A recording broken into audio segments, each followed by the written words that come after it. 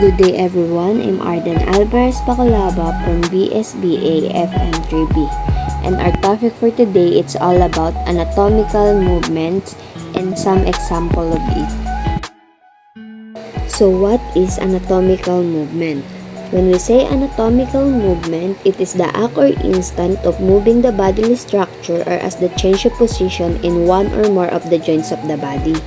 Here's some example of anatomical movement. First is opposition and reposition. Second is pronation and supination. Third is protraction, retraction, and rotation. First example is opposition and reposition. So what is opposition and reposition? The opposition is bring the thumb and little finger together, while the reposition is a movement that moves the thumb and little finger away from each other, effectively reversing the opposition. This movement is paired that limited to women, but this movement also allowed in apes, but also limited because this term applied to additional movement that the hand and thumb can make this species. Second is pronation and supination. Pronation and supination, this movement is term used to describe the up or down orientation of your hand, arm, or foot. So what is pronation and supination? Pronation is also called posterior. In this, we keeping the elbow and shoulder. Lift your hand in front of it, palm down. This is the prone position.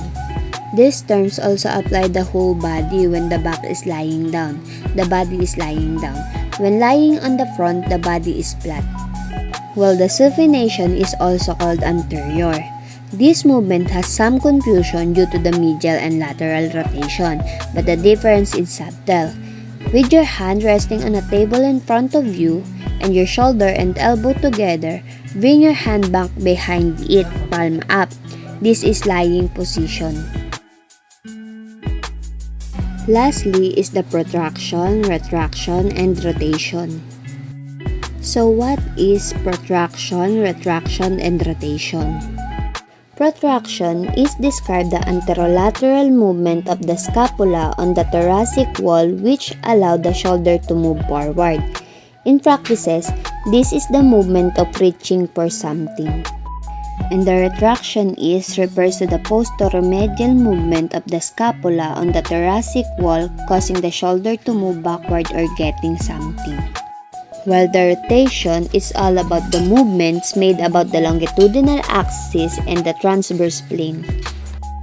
We have two types of rotation. They are medial and lateral rotation. First is the medial rotation. It is a rotational movements towards the midline. This is sometimes referred to as internal rotation. To understand this, we have two scenarios to think about. First, with a straight leg, rotate it to point toes inward. This is medial rotation of the hip. Second, imagine holding a tea tray in front of you with the elbow at 90 degrees. Now, rotate the arm, bringing your hand toward your opposite hip. This is internal rotation of the shoulder. While the lateral rotation is a rotating movement away from the midline. This is in the opposite direction to the movement described above. That's all. Thank you.